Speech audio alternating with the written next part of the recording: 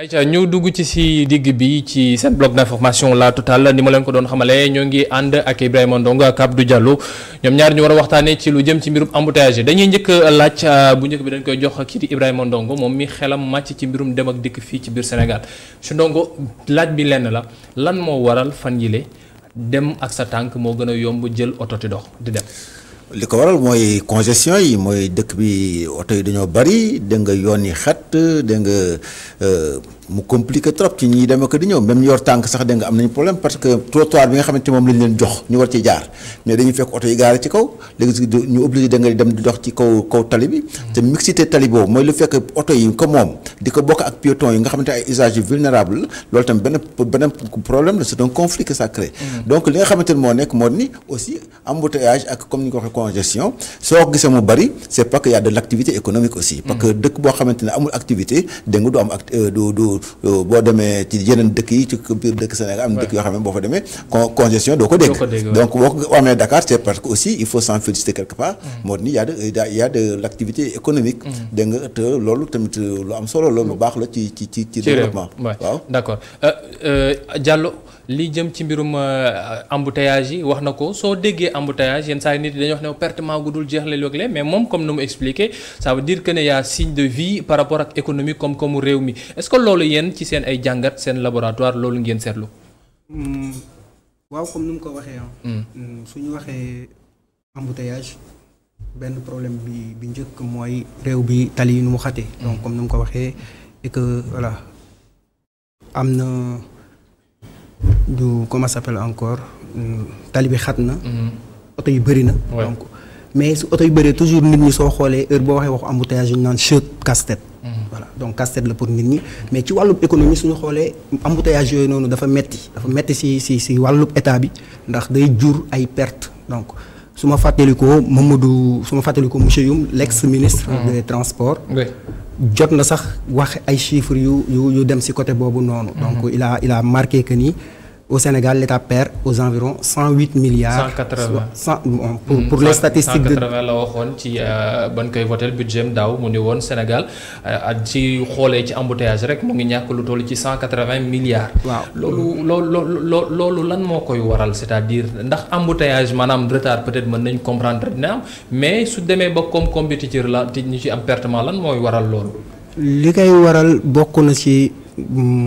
ñu koy waxtee embouteillage doon na loo xam ni day tax activité économique bi du dem. donc su amee embouteillage flux bi dootul dem donc trafic bi day yéex. donc trafic boobu noonu di yéex day am impact répercussion directement sur les délais de livraison. tey par exemple su état bi waroon passer benn commande bu importante waroon si mën a gagner lu important. ou loo xam ne day impacter directement sur le PIB su dem bi gaawul. loolu day doon après loo xam ni day doon ay pertes si donc comme. mais perte ci yan secteur ndax dafa am spécifiquement fu ñu war a mën a wax ne lii ci koom-koom bi embouteillage bi da koy impacter ci ban secteur la war a mën a doon. par exemple suñu xoolee problème mu embouteillage doon na loo xam ni day impacter presque secteur yëpp. tey suñu amoon ay gan.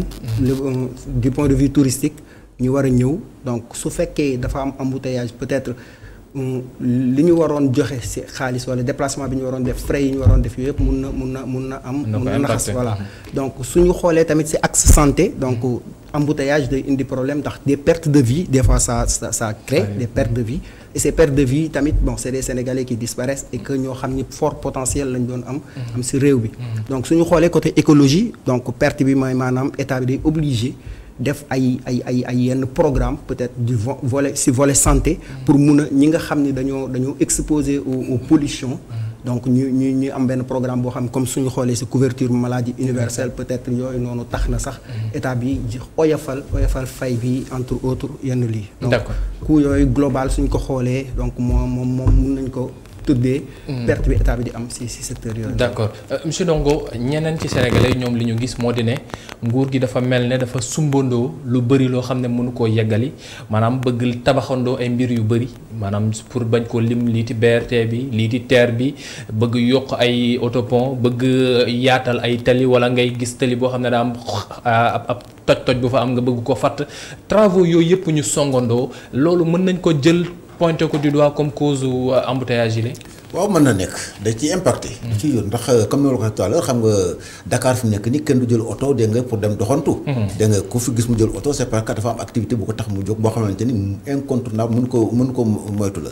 mais ci biir yi nga wax ni faisceau yu bëri la mooy wax nga ci TR bi wax nga BRT bi wax nga autopont yi mais mën nga ci dolli sax dégg nga autoroute yi. dégg nga parce que yooyu ay infrastructure lañu. infrastructure yi dégg nga bu dee TR bi c'est pour que mu accueillir dégg nga train. ay saxaar. dégg nga saxaar yooyu dégg nga ñoom dañuy rouler sur site propre. c'est-à-dire que fi ñuy daw kenn du fa daw ñoom rek ñoo fay daw dégg nga ko dafay gaaw. mais l'inconvénient aussi mooy le fait que moom du def porte à porte. dafay ñëw wàcc la ci benn gare mais généralement fi ngay wàcc da nga jëlaat beneen moyen de transport. donc loolu daf ci nekk. dégg nga deuxième chose autopont yi nga wax aujourd'hui si ak góor gi sur fële ci Saint-Lazare. c'est bien beau ça peut résoudre un peu le problème. mais en réalité dafay accélérer la circulation ci VDN bi booy génn. mais boo demee ba nga xamante ne da nga war a génn Parcelles Assainies ci sortie yi da nga am wala ci deux voies Liberté si wala yooyu mais gis nga dafay def ay kër yu méttee parce que la direction vénale bi dafay marcher mais boo ko waree génn rek am problème gis ngeen loolu ci autoroute bi da nga foo war a génn da nga am problème. mais par rapport ak axe yooyu noonu parce que su fekkoon dañ ko war a décortiquer li mel ne VDN bi parce que dañ ko defar pour wax na dañuy ubbi yoon goo xam ne dañuy mën a libérer yeneen zone yi mais VDN bi léegi dafa mel ne moom mooy gën a mën a accueillir ci embouteillage que yeneen zone yi xam ne moom la ñu gis muy VDN bi muy lii ci wetu Cité des Eaux muy Liberté 6 dafa nekk ay zones yoo xam ne dafay tàncaloo trop est-ce que tëli yi nuñ ko defaree moom moo bokkul wala dafa nekk ay tëli yoo xam ne nit ñi nu ñuy doxee daf ko weesu léegi. c'est-à-dire que infrastructure bu ñu def dañ koy dimensionner en fonction de. bon nga baal boo wax olof kon moo ni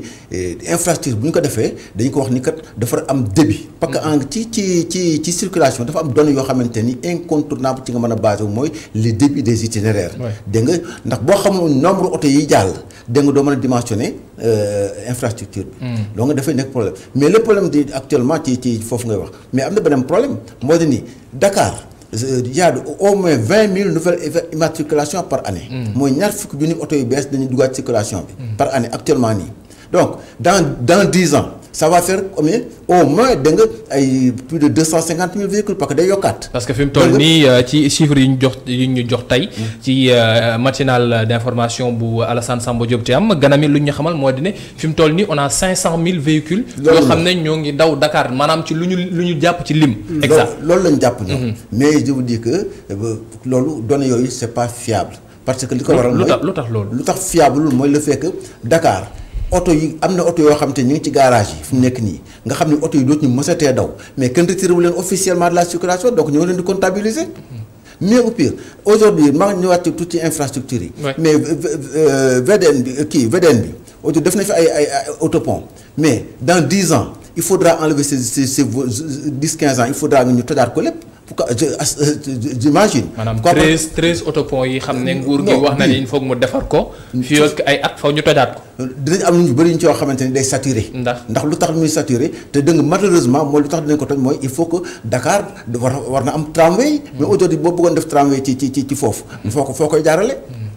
te tramway dafa bokk ci luy solutionner da nga circulation bi mais tout loolu lépp boo ko gisee aussi yaa ko du oto yi rek ñoo bari ay so mais quelquefois takk der yi nga xamante ne aussi dañoo nekk ci tali bi. dégg nga di def ay contrôle ci kaw sens giratoire. dégg nga accident yu ndaw yoo xamante ni dégg nga bu matul dara nit ñi duñ ma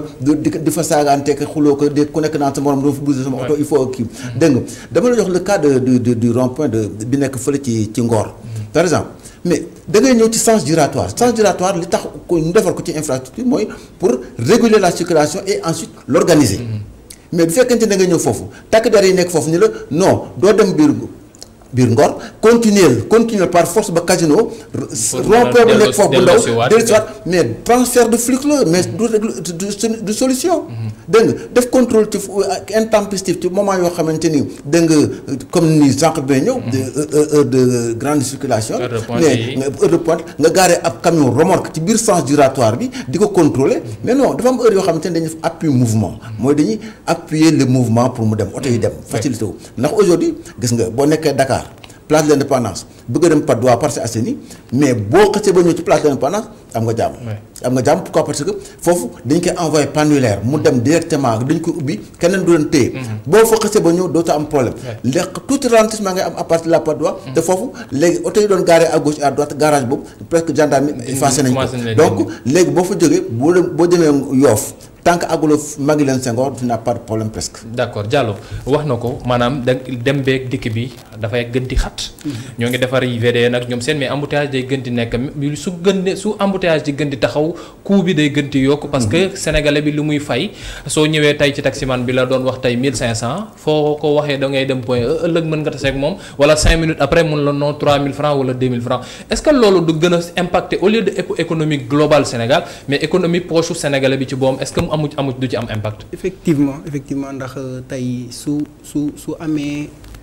augmentation des coûts au niveau de l'État forcément ça dit am na ay augmentation de coûts au niveau du ménage. Donc ménage bi nga xam ni tey amul oto bu muy déplacé il est obligé mu jël taxi. Donc si kooku noonu le fait taximan bi ko war a yóbbu gis ni digg yoon bi xat na distance ba fa la ma waroon def 30 minutes dama koy def peut-être benn 2 heures de temps donc du coup mu calculer 2 heures de perte yooyu évaluer ko en termes monétaires fayeeku ko l'usager kooku tamit il va sentir benn wàññeeku si koom-koomam donc le pouvoir d'achat bu muy am presque day chuter carrément donc tout facteurs yooyu noonu comme nu mu ko limee day am impact au niveau de l'État certes mais day am impact tamit si nit ñi doomu aadama yi ñi nga xam ne ñoom amuñ oto ñu ngi dox même si ñi am oto tey day am impact pourvu que ni su fekkee dafa xat donc ñi lay fayloo ay peut-être ay yenn taxes de pollution entre autres tous ces problèmes là donc day doon loo xam ne day metti donc est-ce que def nañu étude balaa ñoo def suñu ay tali parce que da ngay tëb bés gis ñu ubbi ñaari voies fii ëllëg nga gis waa koñ bi ubbi ñaari voies fa la ne est-ce que Sénégal dinañ def étude ak xew yi ñoom tamit ñu ñëw bloquer benn voie fii est-ce que ñun Sénégal ñoo ngi def étude par rapport ak tali yi ak nan la ñu war a mën a def ba suñuy defar tali mu nekk tali boo xam ne peut-être dañuy wax ne fii 3 voies lay nekk fii 2 voies lay nekk est-ce que ñoo ngi def études yooyu en fonction aussi suñu parc automobile xam nga études yooyu dafay jafe. lu tax muy jafe mooy Dakar dafa nekk presqu'île. Dakar c'est 0,3% du territoire national. Ouais. Dakar c'est l'essentiel de l'administration et des services et de l'industrie. dégg nga kon nag Dakar dafay poser problème kenn mënu ko yokk. te dégg nga nit ñi dañuy yokk oto yi di yokk dégg nga mu nekk loo xamante ne day compliqué donc c'est bien que fi mu nekk nii du fekkente ni BRT dafa nekk luy indi def transport de capacitaire de masse dégg nga mais c'est très très bonne chose mais aujourd'hui transport en commun yi mais vraiment la qualité de l'offre laisse à désirer dégg nga TER bi ñu wax dégg nga leneen dina daw dégg nga en biir de 2021 deuxième trimestre 2021 mais aujourd'hui du fekkente ni da nga fay ni ko projeté pour le moment 1500 francs pour aller à Diamniadio aller et retour ça te fait 3000 francs dégg nga te boo wàccee TER bi wax naa la que dégg nga dafa am fu mu lay teg foo jaar nga beneen jëlaat beneen oto ñoom prévoir nañ sax da nga intermodalité ci mode de transport yi mais il faut que aussi li ñuy def mu mën a am mu jut plus-value mooy nit ñi mën ci gis seen bopp mën a gagner quelque chose mais du fekk li ngay wax nii du fekkante ni yaa ngi wax dugg ci AFTU par exemple day transporter 1 million de personnes par jour AFTU dégg nga fekkante ni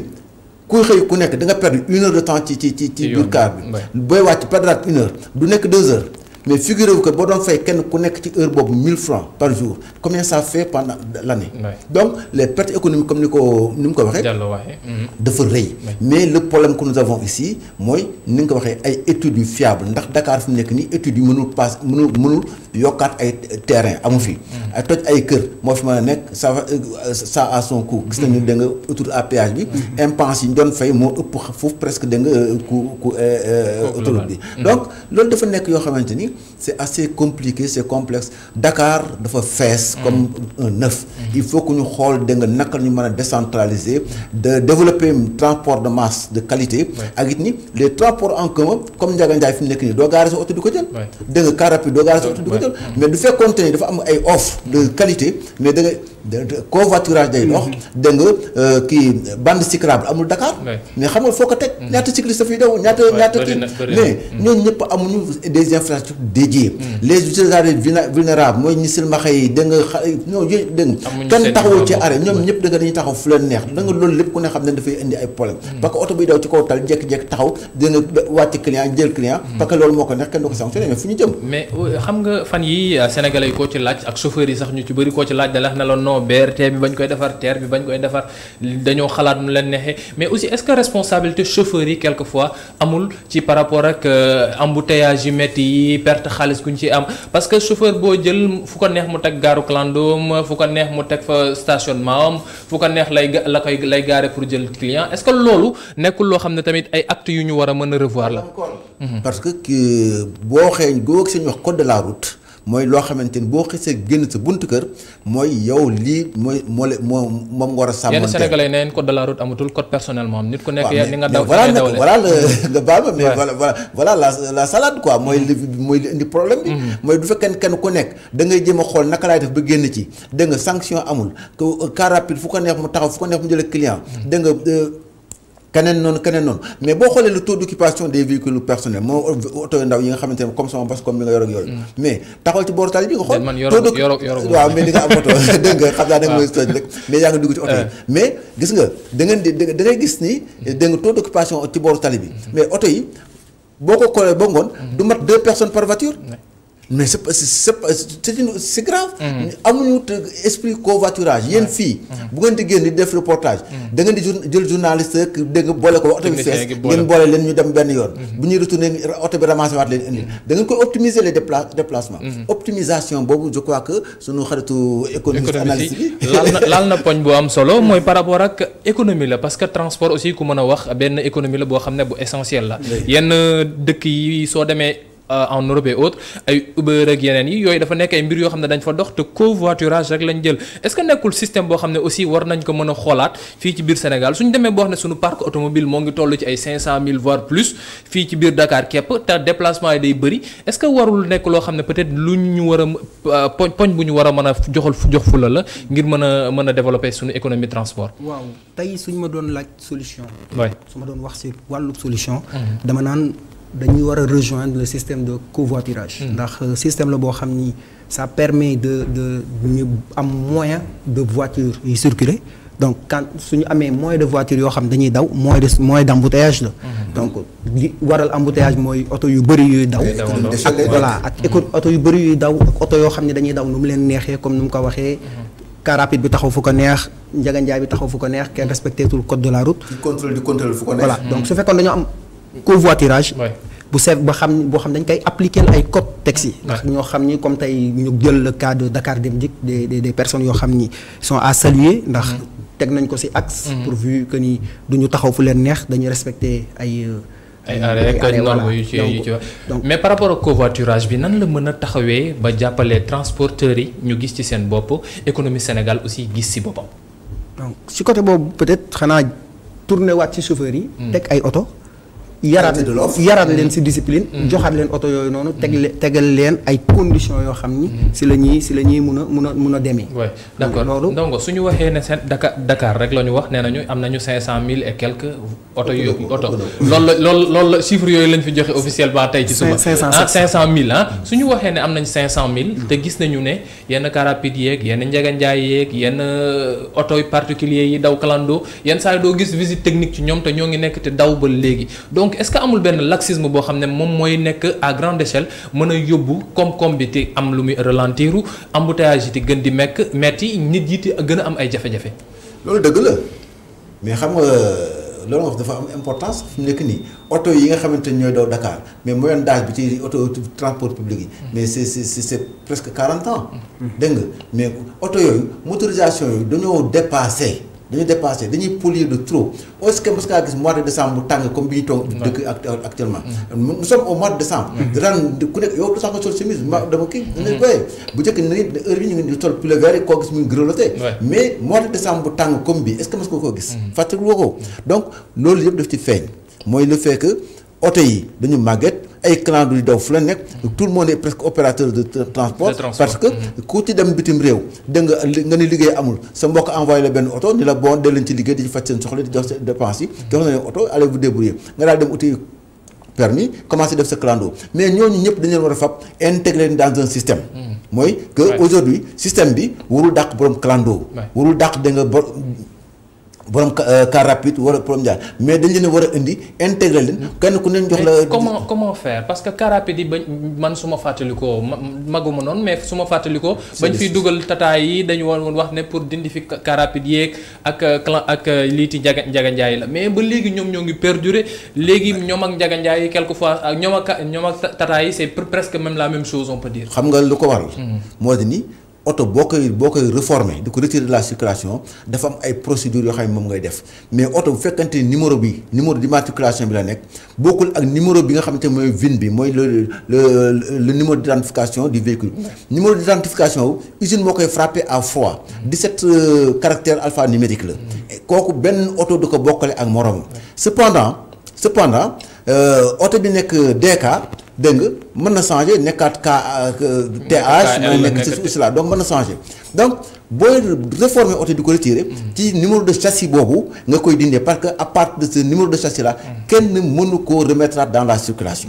dégg nga yóbbu ko à la casse mais ci loo nga gis nii dafa am na yoo xamante ni dañoo dee judduwaat mais Sénégal sax ci état civil da ngay gis ni malheureusement da am nit ñoo xamante ni dañu di judduwaat ut ay mais bari na fi voilà il faut que nit ñi professionnel et état bi tamit gën a vigilant xeex loolu oto fu nekk nii boo ko bëggoon sa oto boo demoon service de mine ni da ngaa bëgg retirer ko de la circulation mais da ngay fay mais tu vas pas le faire donc tu vas essayer mais dañoo amul ni oto yi fekkente mënuloo ko jariñoo mais économiste laay waxal mais fab ko nga dagg ko feeraay kilo bu nekk 100 francs mais oto bu fekkee 2 tonnes la mais sama am nga njëgu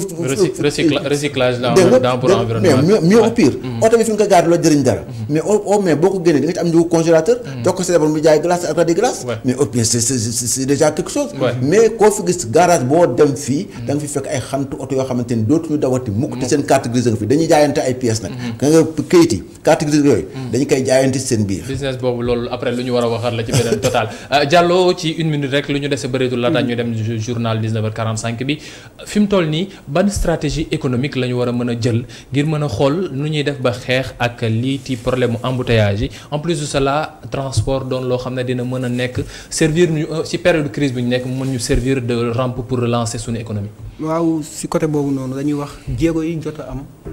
rafet na c'est bien ñu am ay autopont yu ñuy envisager def BRT yu ñuy envisager def TER bu ñuy envisager mais ce serait mieux ñu anticiper tamit la demande. donc ndax demande bi suñ ko anticiper wul tey ñu def demande sur peut-être 100 usagers alors que dans la réalité dinañ am 200 usagers. loolu après day retourner waat à zéro ndax c'est des investissements à perte en quelque sorte ndax am na benn étude buy wax d'ici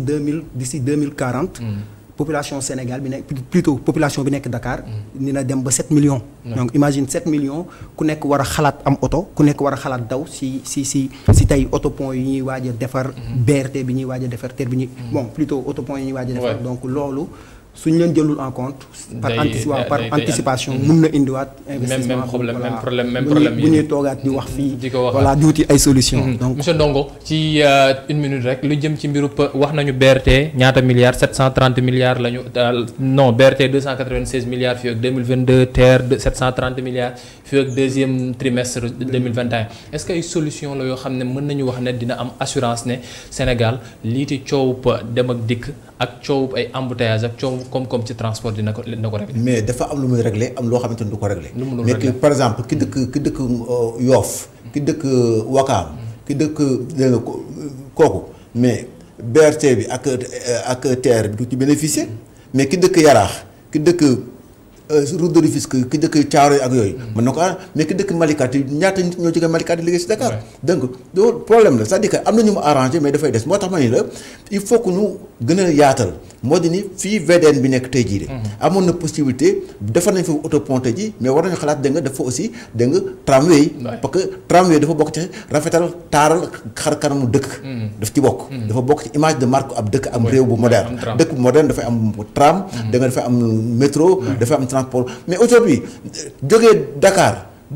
dem Pikine. Guédiawaye mais jóge Dakar dem Touba moo ko gën a yomb. lu ko waral infrastructure waaw donc daal bon nañu xoolaat bu baax lu jëm ci birub transport bi ñu ngi sant bu baax Ibrahima Ndongo nekk expert ci lépp lu jëm ci birub transport routier ak sécurité ci routière ñu àndoon ak tamit Abdou Diallo nekk ab économiste analyste chercheur bu l'ARES mbokk yi li mooy li ñu leen andiloon ci digg bi tey doon waxtaanee lu jëmoon ci embouteillage yi ak yan saafara lañ ci war a mën a andi ngir mën a ko moytul sénégalais yi ak koom-koom gi ñu ci ñàkk léegi-léegi